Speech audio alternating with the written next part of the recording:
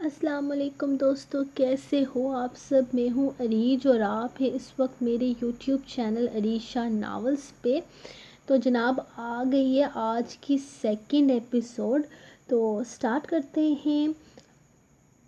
اس سے پہلے میں آپ کو ایک دفعہ پھر سے بتا دوں کہ جو کہ ہمارا ناول ہے، کیا نام تھا اس کا، سوری، ہمارا جو یوٹیوب واٹس ایپ پہ جو ہمارا وہ کیا بولتے ہیں، ہم نے اس کو چینل بنایا ہے، تو آپ سب اس چینل کو آرام سے جوائن کر سکتے ہیں۔ وہاں آپ کا نمبر لیک ہونے کے کوئی چانسز نہیں ہیں، آپ آرام سکون سے وہاں پر آ کر انجوائے کر سکتے ہیں۔ باقی آپ لوگ وہاں پہ کچھ نہیں بول سکتے، جو بھی بولنا ہے وہ میں بولوں گی، آپ لوگ بس مجھے سنتے رہنا۔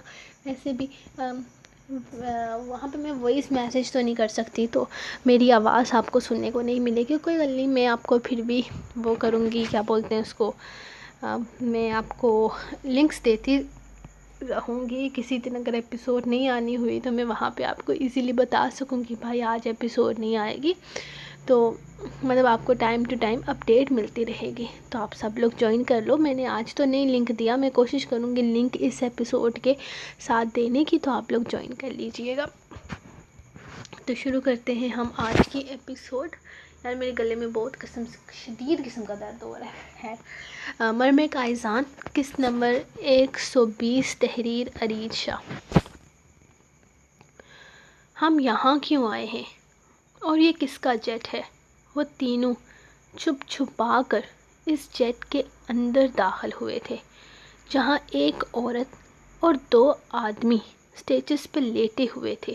یقیناً ان کا آپریشن وغیرہ کیا گیا تھا۔ کچھ لوگوں سے چھپ چھپا کر وہ اس جگہ داخل ہوئے تھے اور وہاں موجود ایک بریف کیس اٹھاتے ہوئے وہ خاموشی سے واپسی کے لیے نکل آئے تھے۔ اس کے باپ کے چمچے اور سمیر ہمدانی ایک طرف کھڑے ہو کر باتیں کرنے میں مگن تھے۔ سیریسلی، اگر میرا باپ اچھا کام کر رہا ہوتا تو میں سمیر ہمدانی کو اسی بے دہانی میں پرسولی پر چڑھا دیتا، لیکن وہ غلط کام کر رہا ہے اور غلط کام کا یہی انجام ہوتا ہے۔ وہ سامنے سے بھاگ کر آتی پولیس کو دیکھتے ہوئے بولا تھا، جبکہ پولیس کو آتے دیکھ کر وہ سب الرٹ ہو گئے تھے، لیکن پھر یہ سوچ کر کہ یہ جہاز ایک ہسپتال کی طرف سے یہاں آیا ہے اور پیشنٹس کی طبیعت زیادہ خراب ہے، وہ پولیس کو مطمئن کر دیں گے، یہ سوچ کر وہ ریلیکس ہو چکے تھے۔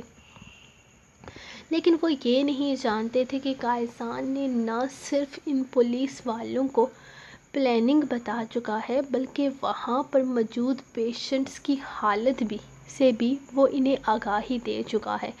اب تو پولیس نے صرف چھان بین کرنی تھی۔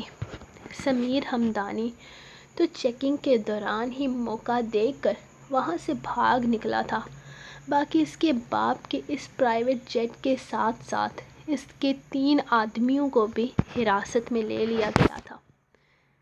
اس بیگ میں کیا ہے اور تم یہ بیگ کیوں اٹھا کر لائے ہو؟ رسل اس کے ساتھ چلتے ہوئے پوچھنے لگا، جبکہ رفیل اس کے ساتھ چلتے ہوئے پوچھنے لگا جبکہ رسل پرسکون تھا۔ تمہیں یاد ہے کل وہ عورت جو ہمارے گھر آئی تھی اور کہہ رہی تھی کہ وہ غریب بچیوں کی شادیاں کرواتی ہے، جس کے لیے وہ چندہ اکٹھا کر رہی ہے؟ یہ اس عورت کے لیے انعام ہے۔ اس نے بریف کیس کھولتے ہوئے اس میں موجود 3 نوٹ اسے دکھائے تھے۔ اوہ مائی گاڈ، اس میں تو بہت سارا پیسہ ہے، وہ نوٹوں کو چھوتے ہوئے روشن آنکھوں سمیت بولا تھا۔ حرام کا مال ہے میرے دوست، ہاتھ ہٹا لو، کیونکہ یہ پیسے اب نیک کام میں لگنے والے ہیں۔ وہ آگے بڑھتے ہوئے وہ بریف کیس اس عورت کے دروازے پر رکھ کر دروازے کی بیل بجاتا تیزی سے وہاں سے نکلا تھا۔ رسل اور رفیل بھی اس کے پیچھے آئے تھے۔ اوئے، تم اپنی جان پر کھیل کر ان پیسوں کو لے پائے ہو، تم نے بہت جلد بازی دکھا دی۔ کم سے کم انہیں بتا تو دیتے کہ یہ پیسہ تم انہیں دے رہے ہو۔ شیر خدا حضرت علی رضی اللہ تعالیٰ عنہ نے فرمایا، کچھ دینا ہے تو اس انداز میں دو کہ دوسرے ہاتھ کو بھی خبر نہ ہو۔ وہ اسے چلنے کا اشارہ کرتے ہوئے بولا تھا، جبکہ رفیل خاموشی سے اس کے پیچھے چلنے لگا۔ تھوڑی الگ تھی ان لوگوں کی دنیا، اسے سمجھنے اور ایڈجسٹ ہونے میں وقت لگنا تھا۔ السلام علیکم۔ جی فرمائیں، کیوں فون کرنے کی زحمت کی ہے آپ نے؟ رسل برتن دھو رہا تھا جبکہ رفیل روٹیاں بنا رہا تھا اور قائزان ڈبلیو کا کھانا تیار کر رہا تھا جب اس کا فون بجا۔ وعلیکم السلام قائزان، میری جان، کیسے ہو تم؟ دوسری طرف سے نرم لہجہ تھا۔ ڈرامے نہ کریں وہاج صاحب،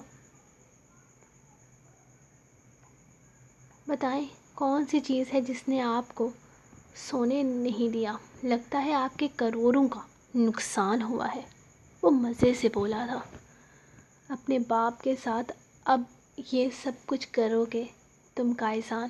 میں تمہیں اپنی طرح بنانا چاہتا تھا، لیکن تم کیا سے کیا بن گئے ہو؟ ایک غنڈے بن گئے ہو، بات بات پر لوگوں کے قتل کرتے پھر رہے ہو۔ کون سا نیک کام کر رہے ہو تم جس کے لیے تم نے مجھے چھوڑا تھا؟ کسی دن پولیس کی گولی کا شکار ہو جاؤ گے۔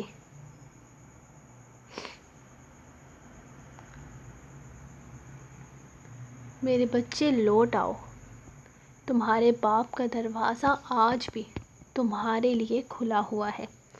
آپ وہ دروازہ بند کر دیجئے، کیونکہ اسی دروازے سے کسی دن اندر آ کر میں آپ کو ہی کوئی بہت بڑا نقصان دے جاؤں گا۔ مجھے دوبارہ فون مت کیجیے گا، بہت مصروف ہوں میں۔ خدا حافظ۔ وہ انہیں کچھ بولنے کا موقع دیے بغیر فون بند کر چکا تھا۔ دھیان سے کھانا بناؤ رفیل، اگر آج روٹی جلی نا تو ساری روٹیاں تمہیں کھلاؤں گا۔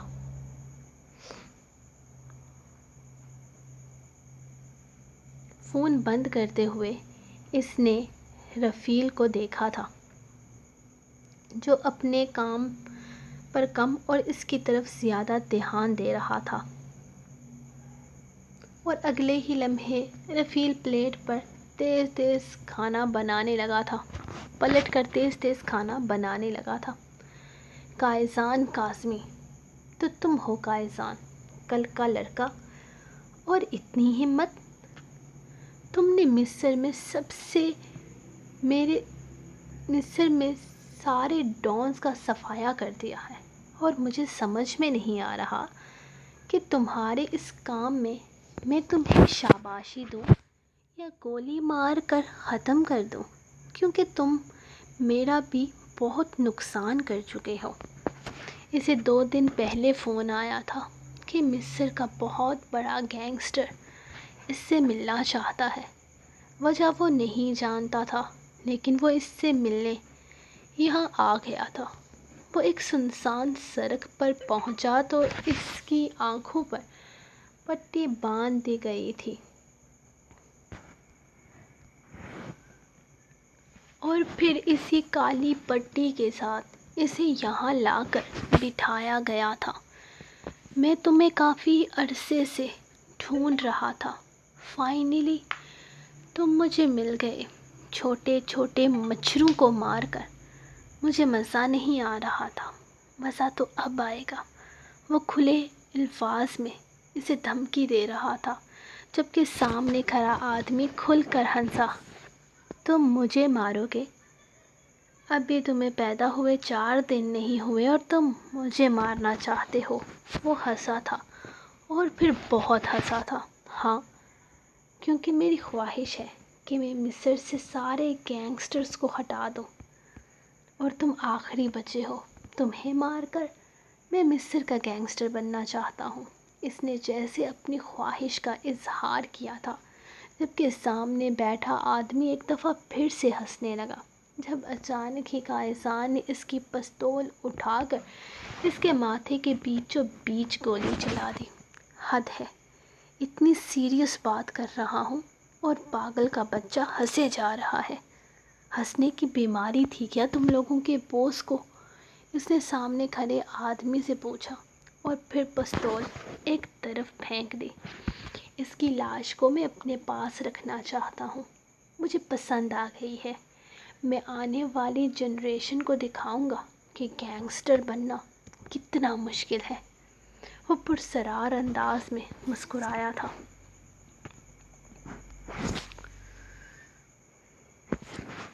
کیوں فون کیا مجھے سمیر؟ سمیر کی کال آتے دیکھ پہلے تو 2 دفعہ اس نے ڈیلیٹ کر دی، لیکن تیسری دفعہ کال اس کو اٹھانی پڑ گئی تھی کیونکہ وہ بہت ڈیٹ تھا۔ آخر پالا تو اسے اسی کے باپ نے ہی تھا۔ وہ سرکار پر جان لیوا حملہ ہوا ہے، 4 گولیاں لگی ہیں۔ ڈاکٹر نے کہا ہے کہ بچنا بہت مشکل ہے، ایک دفعہ مل لو ان سے۔ اس نے بس اتنا کہہ کر فون بند کر دیا تھا۔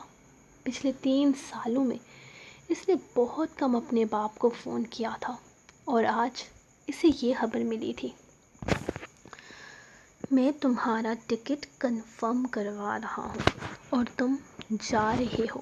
دیکھو، جو بھی ہے، جیسا بھی ہے، تمہارا باپ ہے اور تم اس سے ملنے جاؤ گے۔ ہو سکتا ہے بعد میں تم ساری زندگی اس گلٹ میں رہو، تم اپنے باپ سے آخری دفعہ نہیں مل سکے۔ میں تمہارا ٹکٹ کنفرم کروا رہا ہوں۔ اس نے گھر آ کر رسل کو بتایا تھا، جو کہ اس کی کسی بھی بات کو سنے بغیر ہی اپنا فیصلہ سنا چکا تھا۔ ڈبلیو کا خیال کون رکھے گا اور تم اپنا خیال کیسے رکھو گے؟ اور رفیل کو بھی میں انڈیا بھیج رہا ہوں۔ اس نے شاید بہانہ بنانے کی کوشش کی تھی۔ ڈبلیو کے پاس میں ہوں اور رفیل انڈیا جا رہا ہے کیونکہ ہم اسے وہاں اپنے کام کے لیے بھیج رہے ہیں اور اس میں فکر کرنے کی کوئی ضرورت نہیں ہے۔ میں اپنا اور ڈبلیو کا بہت اچھے طریقے سے خیال رکھ سکتا ہوں۔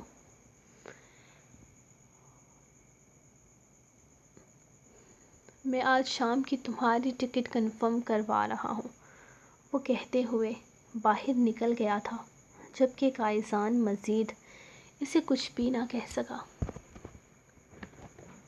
وہ تقریباً صبح کے 9:30 بجے پاکستان پہنچا تھا تو سمیر اس کے انتظار میں تھا۔ ہوا کیا ہے؟ کیسے ہوا حملہ ان پر؟ وہ گاڑی میں بیٹھتے ہوئے اس سے پوچھنے لگا۔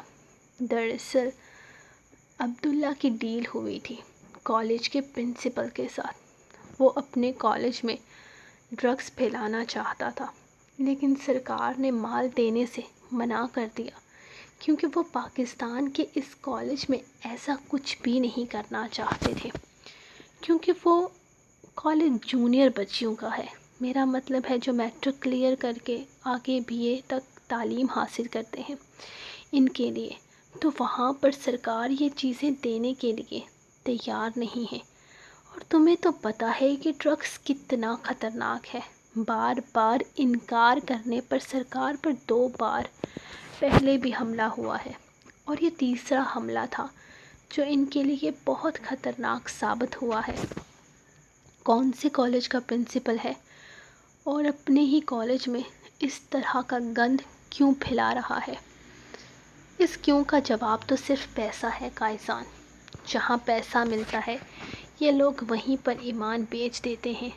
اس سے پہلے جو اس کالج میں پرنسپل تھا وہ بہت اچھا تھا، وہ کوئی غلط چیز کالج کے اندر نہیں آنے دیتا تھا، لیکن جب سے یہ آیا ہے معصوم بچیوں کی زندگیاں برباد ہو رہی ہیں اور سرکار نے اسی چیز کو دیکھتے ہوئے انکار کیا تھا کیونکہ بچیوں کی عمر بہت کم ہے، 14 سے 15 سال سے لے کر 19-20 سال کی لڑکیاں ایک ہی ڈوز میں مر جاتی ہیں، اور جب وہ جانتا ہے کہ وہ اگلی دفعہ نشے کے لیے کامیاب ہی نہیں ہوگا تو کیوں بیچے؟ اسی لیے سرکار اپنا سارا کام دوسرے ملکوں میں بھیجتے ہیں۔ وہ پاکستان کے اندر بہت کم اسمگلنگ کرتے ہیں۔ بار بار انکار کی وجہ سے ان پر جان لیوا حملے ہو رہے ہیں۔ عبداللہ کے پاس اتنا مال نہیں ہے، اسی لیے اس نے اس پرنسپل کے ساتھ مل کر یہ کام کیا ہے۔ مجھے اس کالج میں لے چلو، اس پرنسپل کو میں اپنی زبان میں سمجھاؤں گا، وہ سمجھنے کی حدود پار کر چکا ہے۔ اس پر دولت کا نشہ سوار ہے، سمیر نے بتایا تھا۔ تو مجھے لے چلو، اس کا نشہ میں اتارتا ہوں، قائصان نے اسے دیکھتے ہوئے کہا۔ تو سمیر نے صرف ہاں میں سر ہلاتے ہوئے اپنی گاڑی کی ڈائریکشن بدل لی تھی۔ وہ دونوں سیدھا پرنسپل آفس میں آئے تھے۔ سمیر کو تو پرنسپل پہلے سے ہی جانتا تھا۔ اسے دیکھتے ہی کرسی پیچھے کرتا ہوا ریلیکس انداز میں بیٹھ گیا۔ کیا ہوا؟ ڈر گئے ہمدانی؟ تمہارا منہ بولا باپ بھی ڈر گیا ہوگا۔ حملہ کافی شاندار ہوا تھا اس پر۔ زندہ بچ گیا یا مر گیا؟ خیر، اگر بچ گیا تو اس کو کہہ دینا کہ اب میں مزید ایک لمحے کی بھی دیر نہیں ہونے دوں گا، مجھے میرا کام کروانا ہے۔ وہ ابھی بول ہی رہا تھا جب قائصان نے پستول لوڈ کرتے ہوئے اس کے ماتھے پر رکھی۔ بیٹا، ان کھلونوں سے وحاج کاظمی ڈرتا ہوگا، میں نہیں۔ وحاج کاظمی کو بول دینا کہ میں اس کی سوچ سے زیادہ رقم اسے دوں گا۔ تھینک یو، تم نے مجھے روک لیا، سیلنسر لگانا بھول گیا تھا۔ قائصان نے اس کی بات کو اہمیت دیے بنا ہی پستول اٹھا کر اس کے آگے کوئی لوہے کی چیز لگائی تھی، جبکہ وہ جو یہ سوچ رہا تھا کہ وہ اس کی باتوں میں آ چکا ہے، حیران رہ گیا۔ اور پھر اگلے ہی لمحے اسے سوچنے کا موقع دیے بغیر اس نے گولی چلا دی تھی۔ سمیر تو اس کی اچانک کی جانے والی حرکت پر حیران ہوتا اسے کھینچ کر باہر کی طرف لے جانے لگا تھا۔ چلو قائصان، اس سے پہلے کہ یہاں کوئی آ جائے، جا کر گاڑی نکالو، میں آ رہا ہوں۔ میں نہیں چاہتا کہ یہ زندہ بچے۔ اس نے ایک دفعہ پھر سے سیلنسر گن کی نوک پر لگایا، جبکہ سمیر وہاں سے نکل چکا تھا۔ وہ آرام سکون سے اپنا کام ختم کرتے ہوئے واپسی کی راہ لے رہا تھا۔ اسے کوئی ڈر خوف نہیں تھا، اور نہ ہی اس طرح کا ڈر پچھلے 4 سال سے اس کی زندگی میں کبھی آیا تھا۔ سیڑھیاں اترتے ہی سامنے ہال میں اسے کسی کے گانے کی آواز سنائی دی تھی،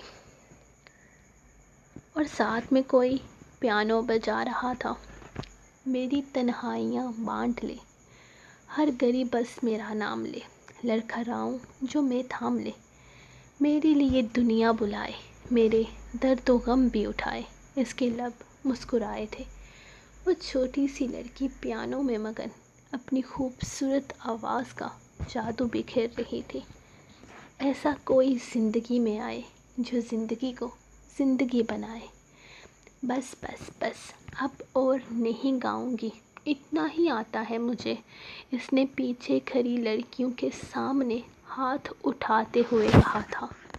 ارے یار، گانا کتنا پیارا گا رہی ہے، کسی لڑکی نے اصرار کیا تھا، جبکہ وہ نفی میں سر ہلاتی جانتی تک نہیں تھی کہ آدھے کھلے دروازے سے کوئی اسے اپنی زندگی کا روشن ستارہ بنانے کا فیصلہ کر چکا ہے۔ قائصان، میں کب سے تمہارا انتظار کر رہا ہوں، چلو، اس سے پہلے کہ ہم پکڑے جائیں یا کسی کو ہم پر شک ہو جائے، ہم یہاں سے نکل جانا چاہیے۔ وہ لڑکی، اس نے سامنے کھڑی اس لڑکی کی طرف اشارہ کیا تھا۔ کائسان، تم جس لڑکی کی طرف اشارہ کرو گے وہ تمہیں مل جائے گی، پر یہاں سے چلو، اس وقت یہاں خطرہ ہے۔ مجھے وہ لڑکی چاہیے سمیر۔ اس نے سمیر کا دھیان سامنے کھلے دروازے کی طرف کیا تھا۔ یہ تو اس نے کچھ سوچتے ہوئے کہنا چاہا جب اچانک ہی شور اٹھا تھا۔ چلو کائسان، نکلو یہاں سے۔ مجھے لگتا ہے کہ پرنسپل کے مرنے کی خبر باہر نکل چکی ہے۔ اس نے کائسان کا بازو پکڑ کر اسے نیچے کی طرف گھسیٹا تھا، جبکہ کائسان کی نگاہیں سیڑھیاں اترتے ہوئے بھی مسلسل اسی دروازے پر ہی تھی، جہاں سے اس لڑکی کی ایک جھلک اسے نظر آ رہی تھی۔ سو گائز، یہ تھی آپ لوگوں کی آج کی دوسری ایپیسوڈ۔ مل لیا کائسان، مرم سے دیکھ لیا، اب آپ کو پتہ چل گیا کہ کائسان نے کہاں پر پہلی دفعہ مرم کو دیکھا تھا اور کہاں سے اس کو پتہ چلا تھا کہ وہ گاتی ہے، اور کائسان نے اپنے گھر میں پیانو کیوں رکھا تھا۔ باقی کی کہانی نیکسٹ ایپیسوڈ کے ساتھ، تب تک کے لیے آپ اپنی رائٹر کو دو اجازت اور دعاؤں میں یاد رکھو۔ اللہ حافظ۔